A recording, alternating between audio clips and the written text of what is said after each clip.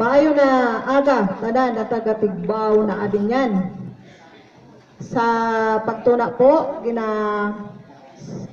ang pagrespeto sa aton honorable na punong barangay, Honorable Susan Rojo Legaspi, mga barangay kagawad, kagawad Jumar Oliva, kagawad Bonifacio Ransi, kagawad Bohol, kag-adi go makitang bisita niyan, si Manay Sunya na Ruho, kag-adi naton treasurer kag secretary. Sa tanan na taga-Tigbaw, maayo na aga, kag salamat kay nag-attend po kamo. Bilang chairman sa Committee on Health, naka-assign sa ako ng pagpaaram sa iyo sa gihapon sa party sa anti-rabies o sa aton mga kaiduan na arada nagakalat-kalat. Sabi didi sa Memorandum Circular number 30, 2011, all provincial governors, city mayors,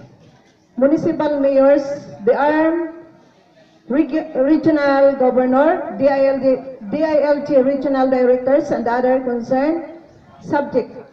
strict implementation of the Anti-Rabies Act of 2007, Republic Act number 9482. Sabi didi, in furtherance of the policy of the state to protect and promote people's right to health, Republic Act number 9482, the Anti-Rabies Act of 2007 was approved into law, defining among others the roles and responsibilities of concerned offices such as the Department of Agriculture, Department of Health, Department of Education, the local government units, the assistance and participation of NGOs and